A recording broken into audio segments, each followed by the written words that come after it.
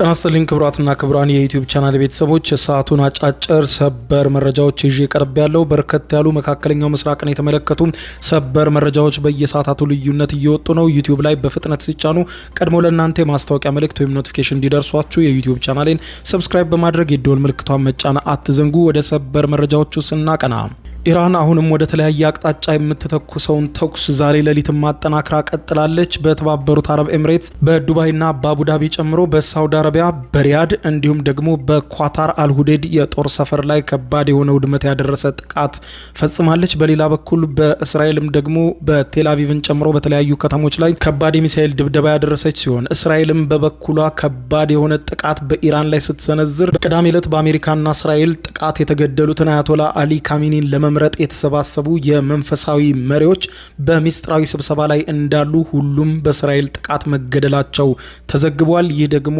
ኢራንን በከፍተኛ ሁኔታ ያስደነገጠ ሆኗል። ሌላኛው ከቱርክ የተሰጠው መግለጫ ደግሞ እንዲሁ ኢራንን ያስደነገጠ መግለጫ ሆኗል።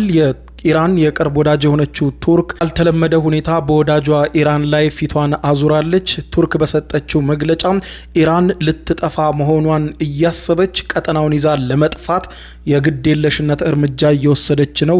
ይህ ነገር በቱርክ በኩል ከዛሬ ጀምሮ ተቀባይነት የለውም ስትል ነው ቱርክ በይፋ ያስታወቀች። በሌላ በኩል ደግሞ አውሮፓዊቷ ሀገር ስፔን ከአሜሪካ ጋር አልተባበርም፣ ለአሜሪካ የጦር ሰፈሬን አልፈቅድም ማለቷን ተከትሎ በትራምፕ ሙሉ የንግድ ስምምነትን ማቋረጥ እርምጃ እንደሚወሰድባት ሲዛትባት ዝግጁ ነኝ ለማንኛውም ነገር የሚል መግለጫ ሰጥታለች።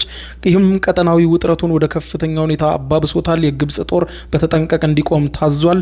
ዝርዝር መረጃውን ላጋራችሁ፣ አብረን እንከታተለው። የመካከለኛው ምስራቅ ጦርነት ሌሊቱንም በከፍተኛ የሚሳኤል ተኩስና የድሮን ጋጋታ አድሯል። ኢራን የመካከለኛው ምስራቅ ሀገራት የተለያዩ አካባቢዎችን በሚሳኤልና በሰው አልባ በራሪ አውሮፕላኖች ድሮኖች ስትደበድብ እሷም በአሜሪካና በእስራኤል ጥምር ጥቃት ስትደበደብ አድራለች። ኢራን ዛሬ ሌሊቱን ብቻ ወደ ተባበሩት አረብ ኤምሬትስ፣ ወደ ዱባይና አቡዳቢ እንዲሁም በሳውዲ አረቢያ ላይ ሚሳኤሎችና ሰው አልባ በራሪ አውሮፕላኖችን የተኮሰች ሲሆን በመቶዎች የሚቆጠሩ ሚሳኤሎችን ደግሞ በእስራኤል ላይ አዝንባለች። እስራኤሏ መዲና ቴልአቪቭን ጨምሮ በተለያዩ የእስራኤል ከተሞችም ከእስራኤል የአየር መከላከያ ስርዓት ያመለጡ በርካታ ሚሳኤሎች ሲወድቁም ታይተዋል።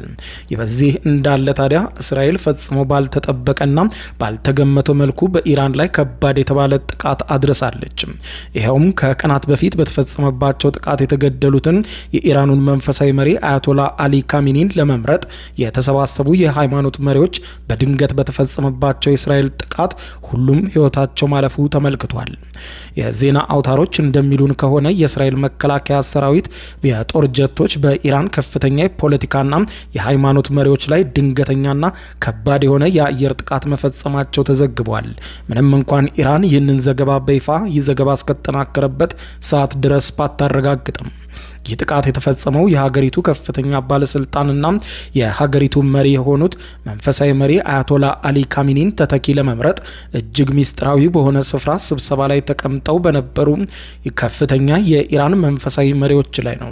በዚህም የእስራኤል የስለላ ተቋማት የዚህን ስብሰባ ትክክለኛ ቦታና ሰዓቱን አስቀድመው በማወቅ ጥቃቱን መፈጸማቸው የተዘገበ ሲሆን ይህ ድርጊት በሁለቱ ሀገራት መካከል ያለውን ፍጥጫ የበለጠ እንዲባባስ አድርጎታል። ኢራን የመካከለኛው ምስራቅ ሀገራት ላይ የሰነዘረቻቸው ጥቃቶች አሁንም እየበረቱ ሲሆን በኳታር የሚገኘው የአልሁዴድ የአሜሪካ የጦር ሰፈርም በግዙፍ ባላስቲክ ሚሳኤሎች መመታቱን ነው የኳታር መከላከያ ሚኒስትር ያረጋገጠው። እንደ ኳታር መከላከያ ሚኒስትር መግለጫ ከሆነም በኳታር ላይ ግዙፍ ሚሳኤሎች ተተኩሰው እንደነበር አረጋግጦ የኳታር የአየር መከላከያ ስርዓት አንዱን ሚሳኤል መጥቶ ሲጥል ሌሎቹ ግን ወድቀዋል ብሏል። እነዚህ ሚሳኤሎችም የአሜሪካን የጦር ሰፈር አልሁዴድን መጥቶታል ብለዋል። ይሁን እንጂ በጥቃቱ የደረሰውን የሰውና የአካል ጉዳትን በተመለከተ ሚኒስትሩ በመግለጫው ያለው ነገር የለም። የጦርነቱን ሁኔታ ይቀይረዋል፣ ለዓለምም ከፍተኛ ጭንቅ ያስታቅፋል የተባለው የሆርሙዝን መዘጋት በተመለከተ የሆርሙዝ ሰርጥን ኢራን ከዘጋችው በኋላ ዛሬ ሌሊቱን የአሜሪካው ፕሬዝዳንት ዶናልድ ጄ ትራምፕ በሆርሙዝ ሰርጥ ጉዳይ መግለጫ ሰጥተው ነበር። የሆርሙዝ ሰርጥ በርካታ ነዳጅ የሚያልፍበት በመሆኑ መዘጋት የለበትም ያሉት ትራምፕ የባህር ኃይሌን ትዕዛዝ ሰጥቻለሁ፣ በአካባቢው ነዳጅ ነው የሚያልፉ መርከቦችን በሙሉ የሆርሙዝ ሰርጥን እስኪያልፉ ድረስ አጅበው እንዲያሳልፉ ትዕዛዝ ሰጥቻለሁ ብለዋል። ትራምፕ የባህር መስመሩ አይዘጋም፣ ጥቃቶቻችን ገና ይጠናከራሉ፣ ኢራንም በርካታ ሚሳኤል ገና ይወርድባታል፣ ክንዳችንን ከዚህ በላይ ትቀምሰዋለች ሲሉም ዝተዋል። ሌላ በኩል አሁንም ኢራን የሚሳኤል ተኩሷን ያላቋረጠች ሲሆን በከፍተኛ ሁኔታ ተጧጡፎ በቀጠለው ጥቃቷ በተባበሩት አረብ ኤሚሬትሶች የንግድና የቱሪዝም ከተማ በሆነችው ዱባይ በሚገኘው የአሜሪካ ቆንጽላ ጽሕፈት ቤት ላይ ጥቃት ፈጽማለች።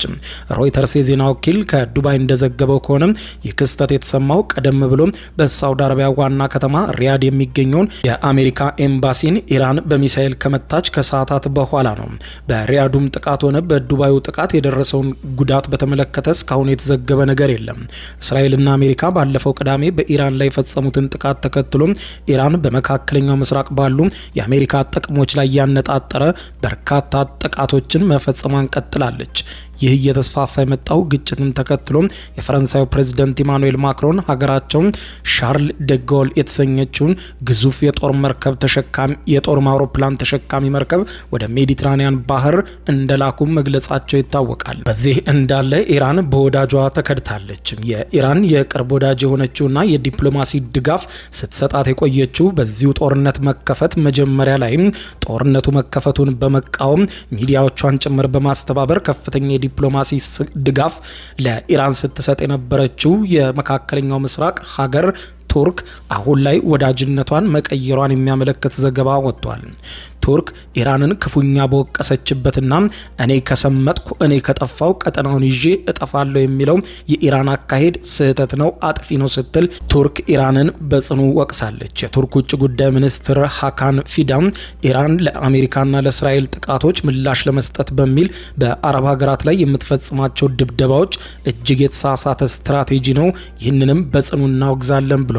ሚኒስትሩ ለቱርክ ብሔራዊ ቴሌቪዥን በኩል በሰጡት በቀጥታ ስርጭት በተላለፈ መግለጫ ኢራን እኔ ከሰመጥኩ እኔ ከጠፋሁ እኔ ጥቃት ከተከፈተብኝ መላውን ቀጠና ይዤ ሰምጣለሁ የሚለው አደገኛን አካሄድ እየተከተለች መሆኑን ገልጸዋል።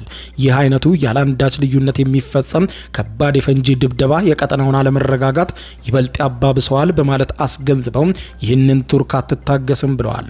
ሀካን ፊዳ አክለውም በኢራን ጥቃት እየተፈጸመባቸው ያሉ የመካከለኛው ምስራቅ ሀገራት ድርጊቱ የሚቀጥል ከሆነ እነሱም ዝምታቸውን ሊሰብሩና ዘመቻውን ሊቀላቀሉ እንደሚችሉ፣ ይህም ጦርነቱ ወደ ሌሎች አካባቢዎችም የመስፋፋት እድሉ ከፍተኛ በመሆኑ አሳሳቢ ነው ብለዋል። ግጭቱ ረዥም ጊዜ ከመውሰዱ ይልቅ በማንኛውም አይነት ስምምነት በአስቸኳይ መቋጫ ማግኘቱ የተሻለ አማራጭ ነው ብላለች። ቱርክ በቀጣይ በኢራን የሚመረጠው አዲስ አመራር ከአሜሪካና ከእስራኤል ጋር ያለውን ጦርነት ለማቆም እንደ መልካም አጋጣሚ ሊያገለግል እንደሚችል ተስፋ አለኝ። አሁን ያለው አመራር ግን ከጠፋው ቀጠናውን ይዤ ልጥፋ ነው የሚለው በማለት ቁርጥ ያለ ነገር ተናግራለች። በቱርክ በዚህ መግለጫዋ የቀደመ አቋሟን እንደቀየረች አመላካች ሆኗል። በሌላ በኩል የአሜሪካው ፕሬዝዳንት ዶናልድ ጄ ትራምፕ እና ስፔን ከፍተኛ ፍጥጫ ውስጥ ገብተዋል። ይኸውም ከዚህ ቀደም አሜሪካና እስራኤል በጥምረት ሆነው ኢራን ላይ ጥቃት ከከፈቱ በኋላ ኢራን በወሰደችው የመልሶ ማጥቃት እርምጃ በቀጠናው የሚገኙ የአሜሪካ ጦር ሰፈሮች ከባድ ጉዳት ማስተናገዳቸውን ተከትሎ አሜሪካ ተጨማሪ የጦር ሰፈሮችን ለመጠቀም በቀጠናው ላይ የሚገኘውን የስፔንን የጦር ሰፈር ለመጠቀም ጥያቄ ያቀረበች ቢሆንም ነገር ግን ስፔን ከአሜሪካ ለቀረበላት የእርዳታ ጥያቄ ፈጽሞ በኢራን ጦርነት ላይ አልተባበርም፣ በጦርነቱ ስለማላምንበት አልገባም በማለት ምላሽ በመስጠት የአሜሪካ ኃይሎች የጦር ሰፈሯን እንዳይጠቀሙ ስፔን ከልክላለች። ይህንን ተከትሎ በከፍተኛ ሁኔታ ብስጭት የገባቸው የአሜሪካው ፕሬዝዳንት ዶናልድ ጄ ትራምፕ ዛሬ ሌሊቱን በሰጡት ቀጥተኛ መግለጫ ከስፔን ጋር ያለውን የንግድ ግንኙነት ሙሉ በሙሉ አቋርጫለሁ ብለዋል። ፕሬዚደንት ትራምፕ በሰጡት በዚሁ መግለጫ አሜሪካ በኢራን ላይ ለምታደርገው ጥቃት ስፔን የጦር ሰፈሮቿን እንዳንጠቀም ከልክላናለች፣ ከሀገሪቱ ጋር ያለውን ማናቸውንም አይነት የንግድ ልውውጥም እንዲያቆም ትዕዛዝ ሰጥቻለሁ ብለዋል። ትራምፕ የጀርመኑን ቻንስለር ፍሬድሪክ መርዝን ዋይት ሃውስ ተቀብለው ባነጋገሩበት ወቅትም ለጋዜጠኞች እንደገለጹት ከስፔን ጋር ያለውን ንግድ በሙሉ እንቆርጠዋለን፣ ከነርሱ ጋር ምንም አይነት ግንኙነት እንዲኖረን አልፈልግም፣ ይህንን ትዕዛዝ ሰጥቻለሁ ሲሉ በቁጣ ሲናገሩ በመገናኛ ብዙሃን ፊት ተደምጠዋል። ይህ በእንዲህ እንዳለ የስፔን መንግስት በበኩሉ ሰኞ ዕለት አውጥቶት በነበረው መግለጫ አሜሪካ በኢራን ላይ ለምትፈጽመው ጥቃት የስፔን የጦር ሰፈሮችን አልተጠቀመችም፣ ወደፊትም አትጠቀምም፣ እንዲህ ላልሆነ ፍትሐዊ ላልሆነ ጦርነት በፍጹም የጦር ሰፈሬን አልፈቅድም ስትል ማስታወቋ ይታወቃል። ትራምፕ በብስጭት ሌሊቱን ከሰጡት መግለጫ በኋላ ታዲያ የስፔኑ መሪ አስቸኳይ ምላሽ ሰጥተዋል። ስፔን ለትራምፕ በሰጠችውና ሌሊቱን ባወጣችው ምላሽ ማንኛውንም አይነት የንግድ እገዳ መቋቋም እንችላለን፣ ዝግጁ ነን ብላለች። የስፔኑ ጠቅላይ ሚኒስትር ፔድሮ ሳንቼዝ ፕሬዚደንት ዶናልድ ጄ ትራምፕ ከስፔን ጋር ያለውን የንግድ ግንኙነት ሙሉ በሙሉ አቋርጣለሁ በማለት ላሰሙት ማስፈራሪያና ዛቻ የሚመጥን ጠንካራ ምላሽ እሰጣለሁ ያሉ ሲሆን ጠቅላይ ሚኒስትሩ በሰጡት ምላሽም ሀገራቸው ሊጣል የሚችለውን ማንኛውንም አይነት የንግድ እገዳ ለመቋቋም የሚያስችል አስፈላጊ ሀብትና አቅም አላት፣ እንዲህ ባለ ጦርነት ካልተባበራችሁ ተብሎ ከንግድ ስምምነት መውጣት ተገቢ አይደለም፣ ከሆነም ግን ስፔን ዝግጁ ናት ብለዋል። ሳንቼዝ አክለውም አሜሪካ ዓለም አቀፍ ሕጎችን ማክበር እንዳለባት አሳስበው በተለይም ደግሞ በአውሮፓ ሕብረትና በመካከለኛው ምስራቅ ያሉ የሁለትዮሽ የንግድ ስምምነቶችን እንዲሁም እንዲከበሩ የጠየቁት ጠቅላይ ሚኒስትሩ በሀገራት መካከል ያለውን ግንኙነት በዛቻ የሚመራ ሳይሆን በሕግ የበላይነት ላይ የተመሰረተ ሊሆን እንደሚገባ አጽንኦት ሰጥተዋል። ይህ በእንዲህ እንዳለ በሁለቱ ሀገራት መካከል ያለው የቃላት ጦርነት በዓለም አቀፍ ገበያ ላይ ተጨማሪ ስጋት እንደፈጠረ ከወዲሁ ተመልክቷል። በሌላ በኩል ኢራን እየፈጸመችው ያለው ጥቃት አድማሱን እያሰፋ መሆኑን ተከትሎ ግብጽ የጦር ኃይሏ በከፍተኛ ዝግጅት ላይ በተጠንቀቅ እንዲሆን አዘዘች። በመካከለኛው ምስራቅ እየተባባሰ የመጣው ቀጠናዊ ውጥረት የሚያሰጋት ግብጽ የግብጽ መከላከያ ሚኒስትር የሀገሪቱን የጦር ኃይሎች ወደ ከፍተኛ የውጊያ ዝግጁነት ደረጃ እንዲሸጋገሩ ትዕዛዝ ሰጥቷል። ይህ ድንገተኛ እርምጃ የተወሰደው አሜሪካ በመካከለኛው ምስራቅ በሚገኙ 14 ሀገራት የሚኖሩ ዜጎቿን በከፍተኛ የጸጥታ ስጋት ምክንያት በአስቸኳይ ቀጠናውን ለቀው እንዲወጡ ካሳሰበች በኋላ ነው። ግብጽም ዜጎቿ እንዲወጡ ከተደረገባቸው ሀገራት መካከል አንዷ መሆኗን ስጋቱን ከፍ አድርጎታል። የመከላከያ ሚኒስትሩ በተለያዩ ወታደራዊ ክፍሎች ባደረጉት የመስክ ምልከታ የአየር መከላከያ ስርዓቶቻቸው የውጊያ ክፍሎችና የወታደራዊ ሕክምና ዝግጁነትን በዝርዝር ገምግመናል ብለዋል። በሰጡት መግለጫ ሚኒስትሩ በግምገማው ወቅትም የሀገሪቱን ብሔራዊ ደህንነት ለመጠበቅና ማንኛውንም አይነት ጥቃት ለመመከት ሰራዊቱ በማንኛውም ሰዓት ሙሉ ዝግጁ መሆን እንዳለበት አጽንኦት ሰጥተው አሳስበዋል።